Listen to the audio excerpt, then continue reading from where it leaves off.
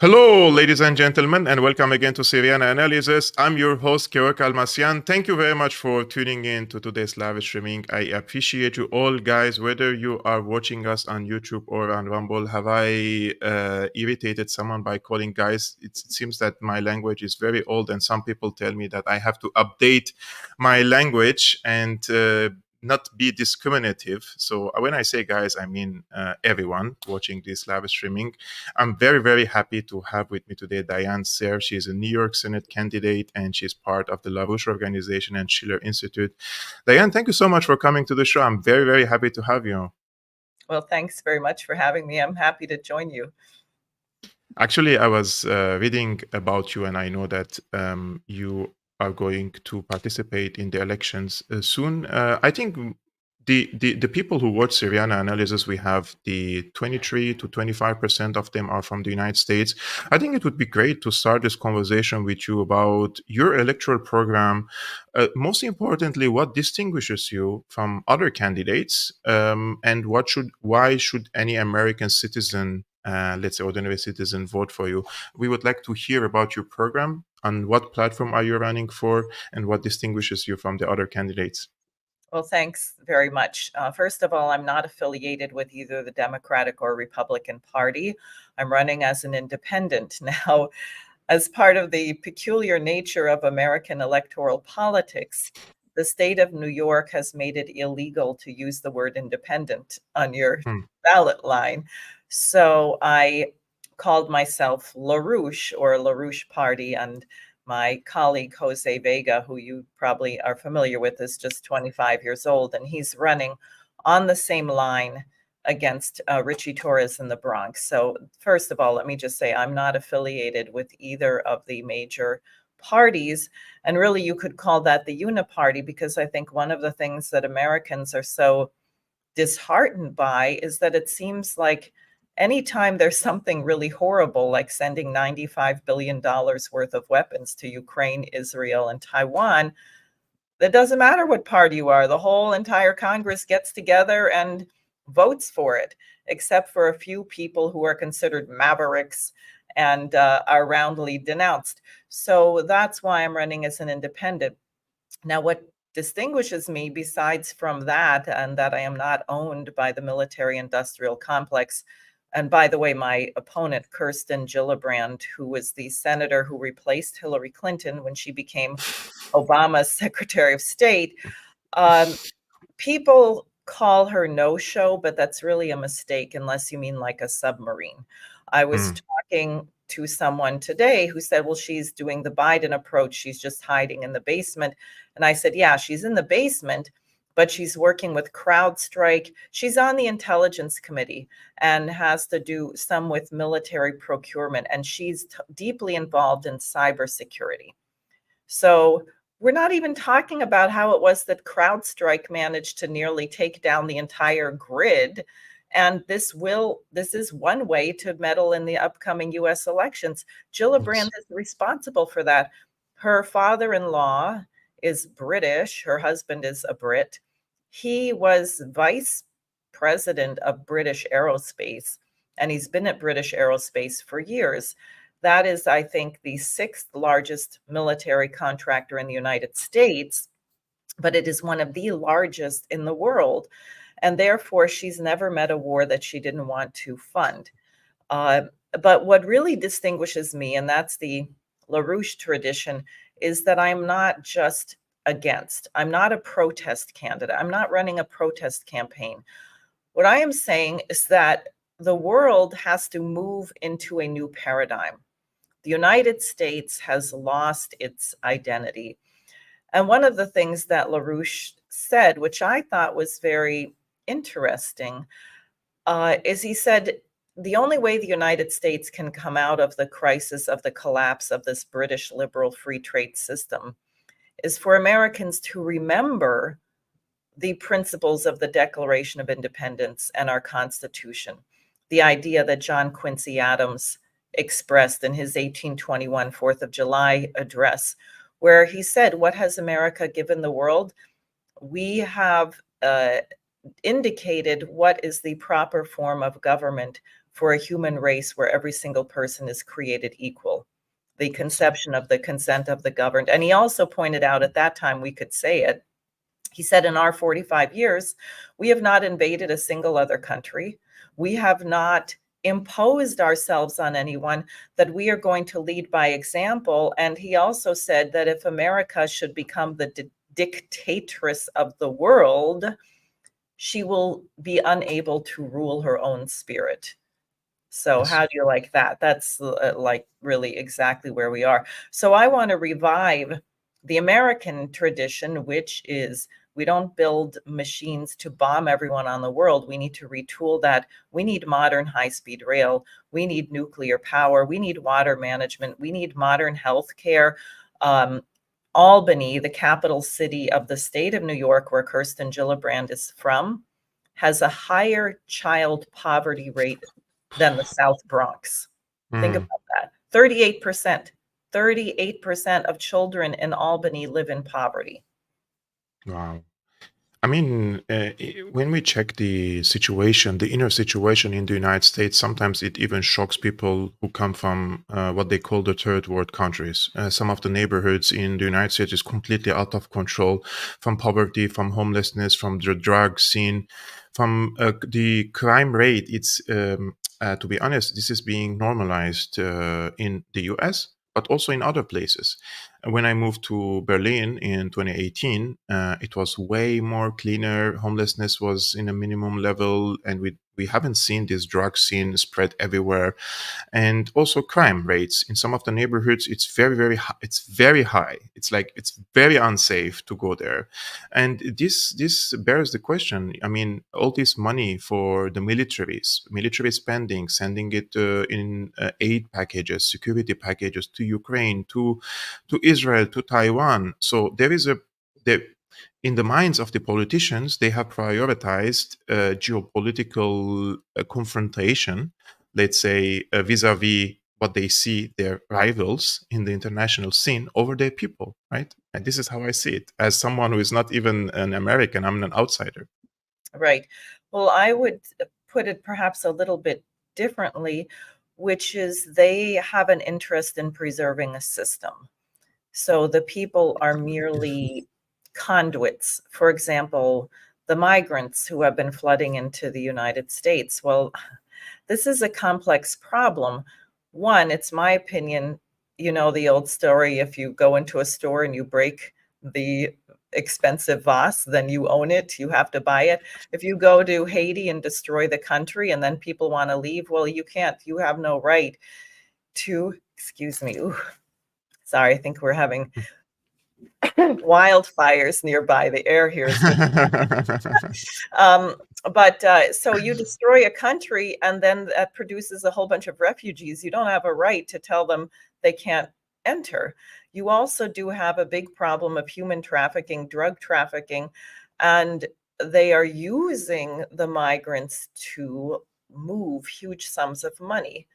So they are expendable as far as these billionaires are concerned, but they're going to pay the hotels. You know, when you go to a hotel and they have a sticker on the door that says the room is really $500 a night, and no one pays that. You always pay half and you know, and you feel like you're getting a deal.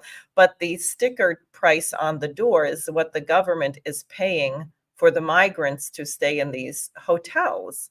So it's just a bailout, and they can have 5 or 10 or 15 people in a room. They don't care. It's so the line that, oh, they're getting all this luxury treatment. No, they are not. But they are being used as a conduit for money to kind of prop up a bankrupt system. And that's sort of the evil of it. And then you have people, I don't know if you remember Enron, do you? No, Enron? Enron, Enron. It was an Mm. electric company in Texas that jacked up the prices in California. They Mm. deregulated energy, and they were selling it. And at any rate, they caused all these huge blackouts so they could increase the price 100-fold. And then Wow. people couldn't pay, and their power got cut off. So you had recordings of the Enron executives gleefully celebrating, and they literally said things like "F Granny," up Wow. in other words, a sadistic pleasure in making people suffer. And that is really, that's evil. And I will say that I think this is one of the reasons why our Congress is not more gut-wrenched by what's happening in Gaza. I think Yeah. there are actually people who take a perverse pleasure in the Yes. suffering of children. Obviously, that's not everyone, but I mean, how can you have this going on for 10 months now and there's not a total revolt? Yes.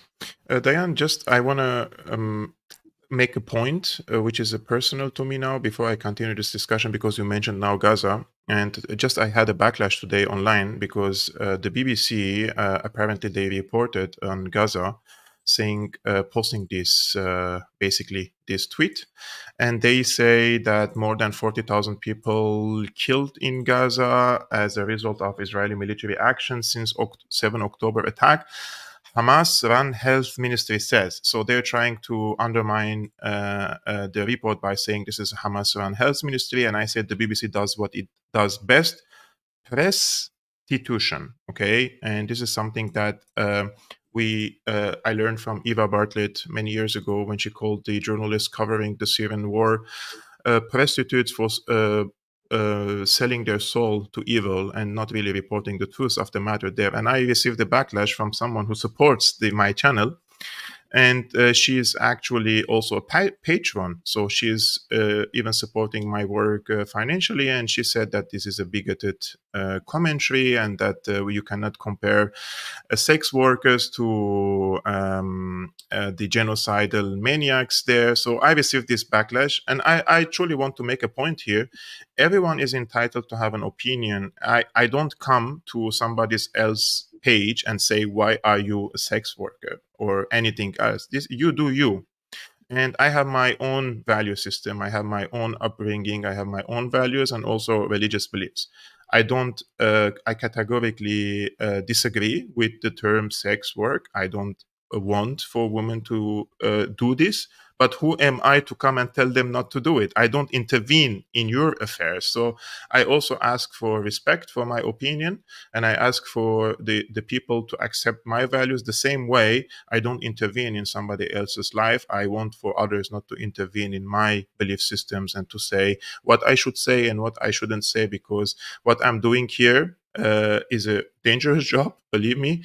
And we live every day with the perception that something could happen. And today you see Kim.com in New Zealand, there is a decision to extradite him to the United States. Just like before him, Julian Assange was fighting for his life not to be extradited. So things like this happens. I was almost deported from Germany for doing the job that I'm doing. So this is a dangerous job. I'm not asking you to feel my how the burden that I have on my shoulder. I'm just asking for respect, and I don't allow anyone to intervene in what I think and how I see life. Just I wanted to make this point before I continue this discussion with you. And since we're smiling now, before I do research about the guests that I want to host, I want to know more about them.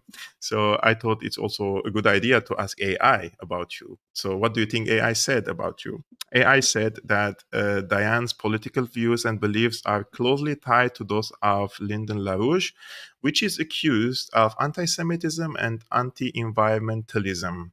I mean, why do you think the AI, which is bringing all this, sucking all this information from the internet and then forming an opinion about you, why do you think they accuse you or LaRouche with anti-Semitism? I mean, where this accusation comes from? And what is anti-Semitism in your opinion? Are they misusing it against you? Well, of course, LaRouche once on a television show, because we had so many Jewish members in our organization. As you see, the anti-war movement now in the US is being led by young Jewish Americans. When someone asked him about the conspiracy, he said the television host was saying, "Well, what about the Jewish conspiracy?" And LaRouche said, "Well, if there is a Jewish conspiracy, I'm running it." Um, I think a lot of people now can see how someone would be called anti-Semitic if they were trying to get peace. And the lead instigator against LaRouche from the United States was Sir Henry Kissinger, knighted by the Queen for his geopolitical gambit. And he bragged that he would give any intelligence to Chatham House, the British, before he shared it with his American counterparts. So, and it came from LaRouche's efforts for peace going way back to the 1970s, where he put on the table something called the Oasis Plan. And he had actually met with the Ba'ath Party in Iraq and had certain contacts in the Israeli peace movement. And the Iraqi ambassador to Paris was going to host a meeting because Iraq was actually prepared to issue credit to build major irrigation, rail, all kinds of modern infrastructure in Israel and Palestine. And what happened was Kissinger personally flew to Paris to blow up that meeting to make sure that it did not occur. Because peace to them is very dangerous, because it means that people will get out of your control, that they'll have time to become nuclear astrophysicists and classical violinists and poets, and then they're going to be free thinkers, and you can't have that. It's much better to have people killing each other and starving to death, and then they don't have time to think about anything except personal survival. Wow. Guys, before we move to other topics, I just want to tell you that the link X account of Diane is in the description below. And if you like to support her electoral campaign, her website is also in the description below. You can also participate as an American or also non-American in funding her electoral campaign. If you like to do that, especially that supporting independent candidates against... Clear. You can't, if you're not an American or a green card holder, you can't donate. But anyone on the world can certainly sign up and get my emails and follow what I'm doing. But only Americans and green card holders can donate. And unlike many other candidates, I have to obey the law. So this is for the 25 to 30% of the viewerships of and subscribers of Syriana Analysis. You're only eligible to support Diane's electoral campaign. The rest, you can receive her newsletters, and so the website and the link is in the description below. Make sure to check it out when this live streaming is over. Diane, let's speak about AIPAC. Yeah. I'm sure they love you so much there in the US. But the core of the issue is that AIPACers, let's call them the AIPACers, those who are in AIPAC and those who receive the funding from AIPAC, they say that the mission of the lobby is to make Israel serve the interests of the United States and not the US serving the interests of Israel. Who is serving whose interest here? Well, frankly, we're not serving anyone's interests, because as much as I can't stand him, Chuck Schumer was actually correct when he said that Bibi Netanyahu was going to destroy Israel and make it a pariah state. And of course, that is what's happening. And if Israel persists, I don't know that the US is really going to guarantee their existence. So I think that Netanyahu should take a look at what's happening with Zelensky and Ukraine. So it really doesn't benefit either. It does benefit British geopolitics. And the Israelis are being used as a hand grenade to blow up the region and prevent the BRICS process, this entirely new paradigm of nations, from coming together. And in this case, in the United States, we see that there is so much talk about people influencing elections in the United States. We have the Russiagate, the Chinese are influencing, the Iranians are hacking now, apparently, Trump's electoral campaign. And at the same time, we see raids against, for example, someone like Scott Ritter. The other day, we discussed about him before the show and how they raided his apartment for being a foreign agent, allegedly. And at the same time, all these politicians in the US receiving hundreds of thousands of dollars from AIPAC, but they are not foreign agents, according to... And I would say the policies of AIPAC are explicitly against the interest of the United States. They're making our nation hated after that disgusting 58 standing ovations for an indicted war criminal, Bibi Netanyahu. Who's going to listen to us about human rights, really, or anything? Why should anyone listen to us? It was like going to the Roman circus and watching a Christian get fed to the lions. Yay, everyone's really, really sick. Now, 100 congressmen did walk out. That's probably the biggest boycott that we've had. But where are they? And I shouldn't totally say that because there's so much censorship in the American media. They may be speaking out and doing all kinds of things. It's impossible to know. So this, I did call out the hypocrisy. They're rating Scott Ritter for writing articles as a journalist for which he was paid. The editors of RT and Sputnik did not tell him what to write. Ambassador Antonov did not tell him what to write. As Scott said, if I talk to the ambassador and use him as a source, that's what journalists are supposed to do. Otherwise, you're irresponsible, right? So they're charging Scott. They sent, I don't know, 30 or 40 FBI agents to raid his house, steal all his electronics. Then you have AIPAC giving tens of millions of dollars to members of Congress for the explicit purpose of influencing policy, which is against the interest of the United States. And their homes are not being raided. And I want to say one other thing really, really strongly here, because I'm very angry that this is not brought up every time we hear about Iran hacking this, China, Russia. William Binney, the whistleblower from the NSA, who's featured in that film by Oliver Stone, A Good American, which everyone should watch, about 9/11 and so on. What was he said, and Kirk Wiebe and others verified this, that what was discovered in Vault 7, released by Assange, is a program called Marble Framework. Yes. Marble Framework is extremely important because it means you can create a fake IP address to make it look like Iran, North Korea, Russia, China, Cuba has hacked when it is really the CIA. And you have to ask, cui bono, who benefits? Why would Iran doesn't need to hack Trump or Harris. Why would they have any interest in doing that? What do they think they're going to gain? But the CIA sure does, because they're trying to get us in a war with Iran, which would be a war with Russia because of their new, relationship. So I want to say very strongly that whenever you hear this story about a foreign hack, it's likely to be a big pile of prune juice. Garbage. Since we're speaking of unfortunate event like escalation in the Middle East, I was reading an article which I addressed yesterday, and I would like to get your opinion on it.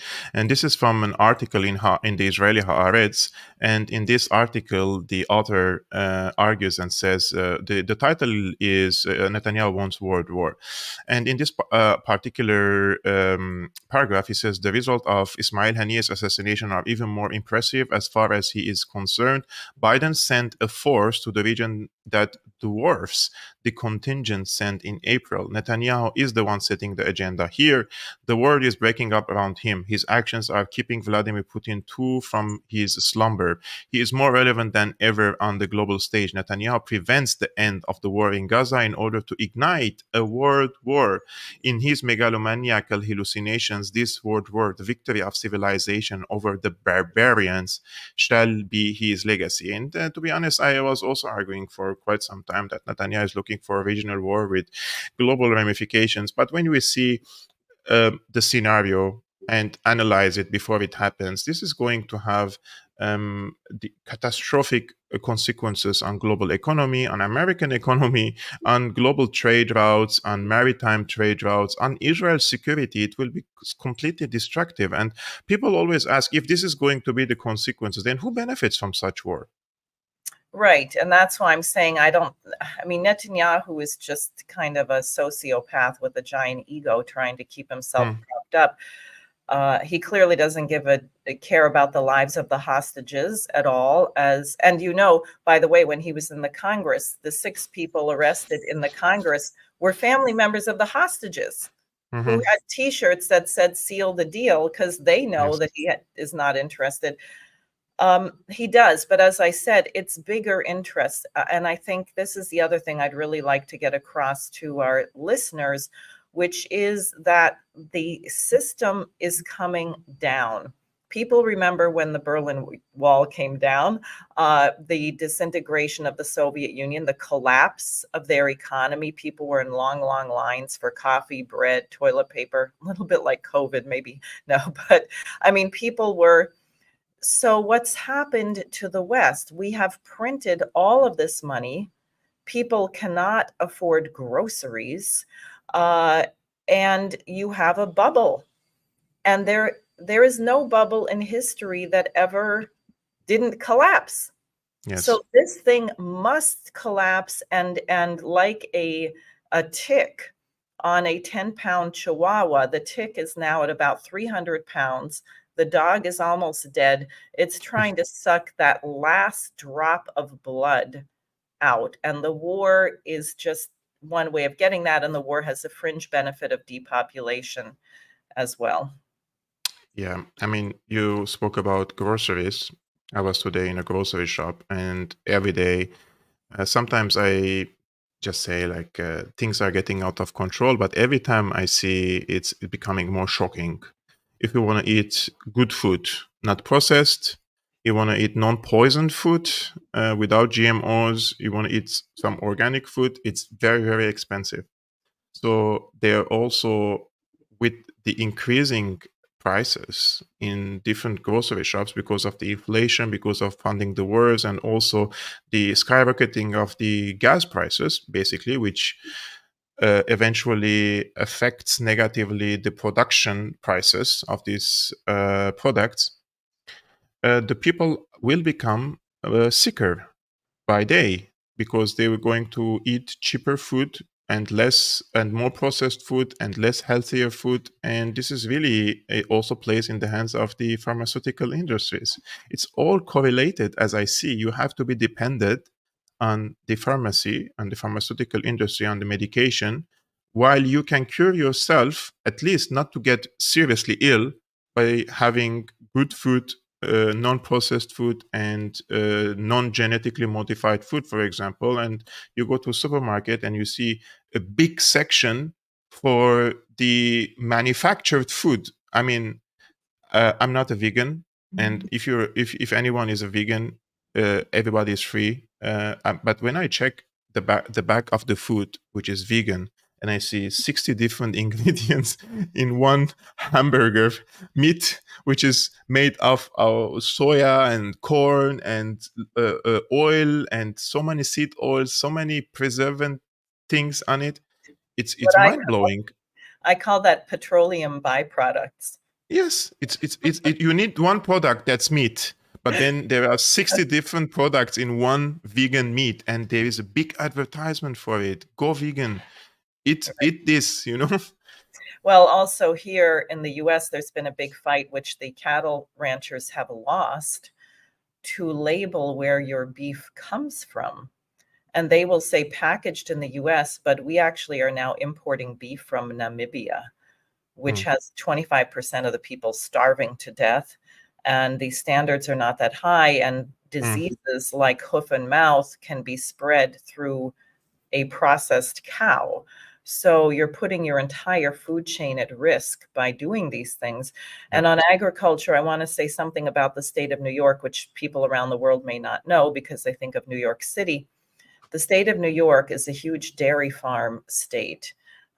We are losing 10% of our farms every 5 years in the state. And unlike the Midwest, where you have a whole bunch of have the giant mega monopoly corporations, New York is unique relatively in the country in that the farms here are mostly family farms. So we had in 2018, 33,000 farms. Now we're down to 30,000.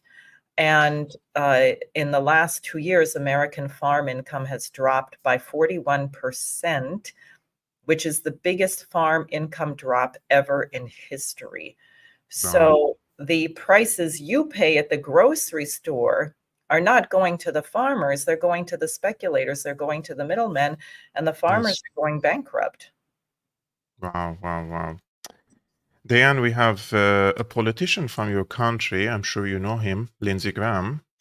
He was in Ukraine this past week, and he was asked about the Ukrainian incursion inside Russia into Kursk. America's greatest warmonger, Senator Lindsey Graham, welcomes the war between Russia and Ukraine, saying, quote, "The operation in the Kursk region is bold, brilliant, and beautiful. Putin started this, so kick his ass." I wonder sometimes when I listen to Lindsey Graham and his likes in the US, are they sending their sons? Are they going themselves to fight these wars? Or they're sending some other people's sons and daughters in uniform to go to die for the military industrial complex to recycle all this money into the pockets of very few, let's say, benefactors in Washington, D.C.? It really strikes me. How is it possible for someone to go from the United States to Ukraine? Imagine a Russian official traveling to some any other war zone and encouraging this country to invade another country. I mean, it would be a global scandal, right? Right. Well, of course, and remember, Lindsey Graham is the guy who said, "Oh, this war with Russia through you, it's so cheap for Americans. We're not dying." That's what he said. Now he Yes. is calling for Americans to get involved, right? He's calling for Americans who are retired F-16 fighter pilots to go to Ukraine. So he doesn't mind sacrificing a few Americans in his crazy war. But also, I want to say something.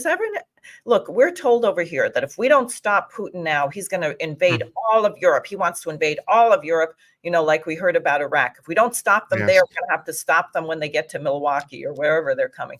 So if Putin wanted all of Ukraine, would Lindsey Graham be able to Hmm. visit Kiev? Would they Hmm. still have electricity and water and ability to provide security to an American delegation? Do you hear about the politicians flying into Rafah or Gaza? Can an American politician go give a speech in Gaza? No, they cannot. There is nothing left. Yes. So the idea that Russia is, about to level the place and take over the world is just such utter nonsense. And I wish people would think about it when they see Hmm. everybody and their brother and their aunt showing up in Kiev, and they have electricity, running water, and they seem to be doing perfectly fine. There's not a genocide being carried out against the Ukrainian population. I mean, more than 500,000 men from the Ukrainian side perished in a avoidable war, in my opinion. If the arrogant, let's say, leaders or the people who are behind the decision making in Washington have accepted, because in November 2021, Russia proposed a security deal to the United States to de escalate and uh, create what to say, a neutral Ukraine, which will not join NATO. And the Americans rejected that. This was the last offer.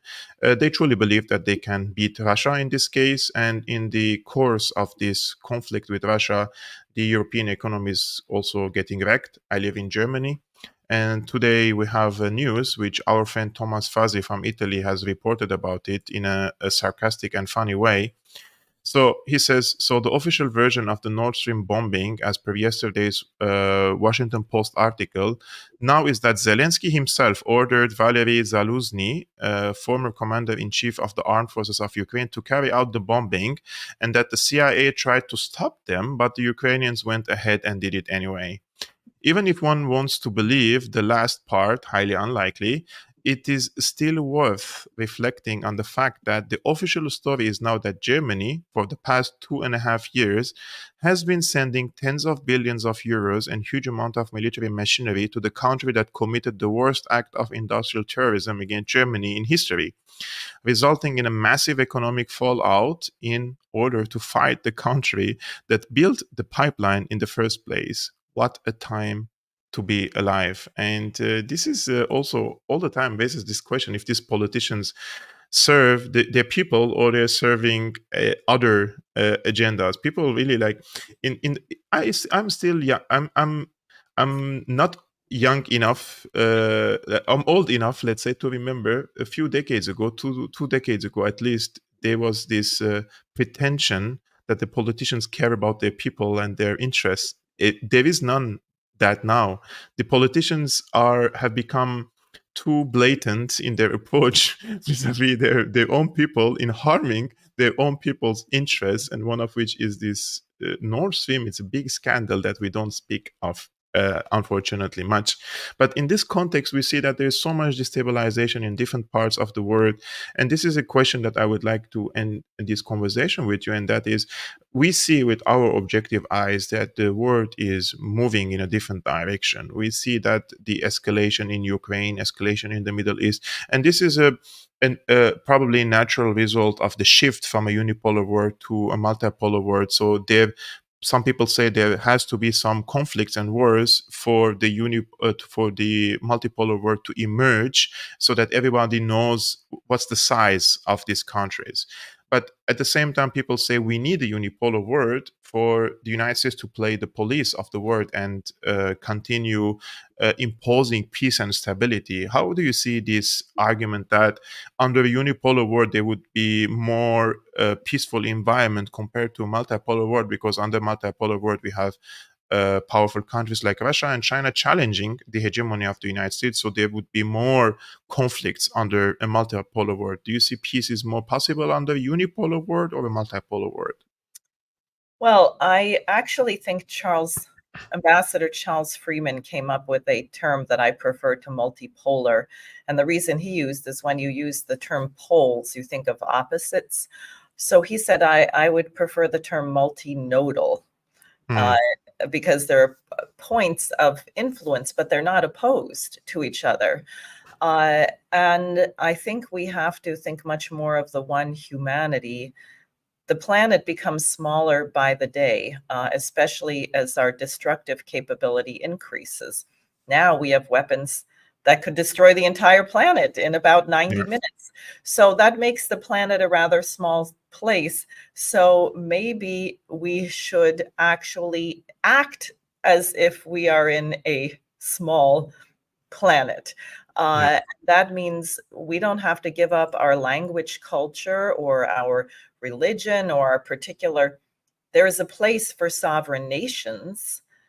But what enriches us all is when the sovereign nations act for the common principles of mankind. And what we have from the US and the UK, this leftover British imperial legacy, this idea of the rules-based order, is extremely arbitrary, right? Some guy, it's like a bratty 2-year-old in the playground, who never was disciplined and was the spoiled brat, who says, well, I make the rules, and today it's this rule. Oh, no, I'm changing that rule because it benefits someone else. No, oh no, sorry, you got that wrong. I'm changing the rules again. There is no consistency. There has no relationship to natural law. It's certainly not in the interest of the world.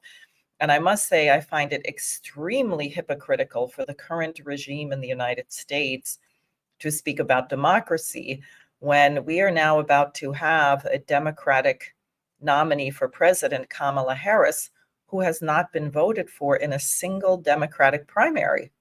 Think about that.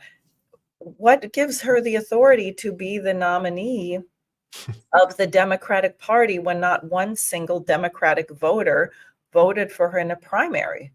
Yes. And then they're going to have, so really, we say Ukraine is the big democracy in Europe and Israel is the big, well, perhaps that's because we have the same form of democracy here in the United States, where the opposition is silenced, as we see with Scott Ritter. And you heard, of course, about Tulsi Gabbard being put on a terrorist watch list. So, she's an active duty member of the National Guard. I think she's a lieutenant colonel. And she ran for president. So if she could be put on a terrorist watch list, What is this about democracy? So I think it's somewhat of a farce, but my hope is that it will not, this system, this rotten bankrupt system will not win. We will not prevail. Because there is natural law, there are universal principles. But will we destroy the rest of the world in the process? Or can those of us in these Western countries that have gone mad, the so-called garden countries of Garden and the jungle.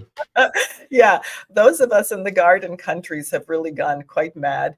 And perhaps we should listen to the people who are in the alleged jungles and figure out how we can collaborate with them. Yeah.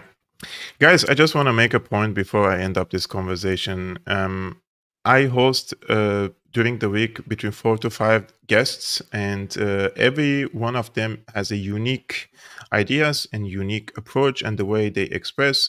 So it's the healthy thing to have a differences of opinion. Like you don't have to agree 100% with Diane, and you don't have to disagree with her completely. There could be the truth in the middle.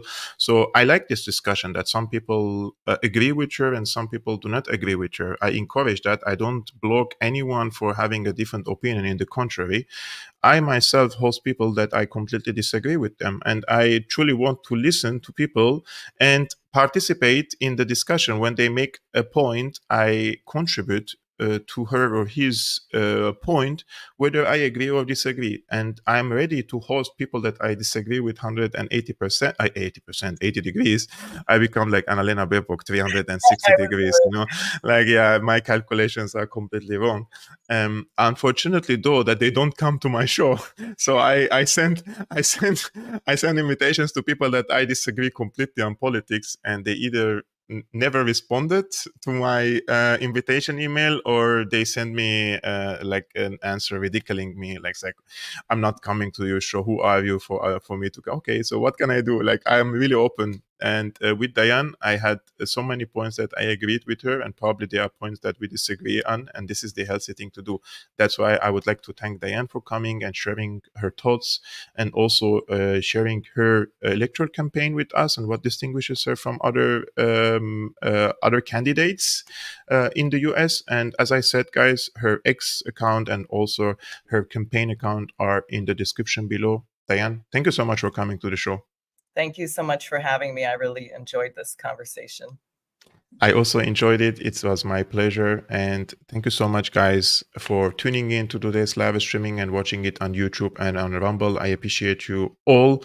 If you like this content, you can hit the like button. You can share this video with your friends, and make sure that you're subscribed, because 60% of the people who watch Syriana Analysis aren't aware that they are not subscribed to the channel. So that would be great support to me. And if you like to support the independent work I am doing like this, you can become a patron. The link is scrolling on the screen, patreon.com/Syriana Analysis. I will see you tomorrow on Friday, 5 p.m. Central European Time, 11 a.m. Eastern American Time. Peace be upon you, upon your families. Salam.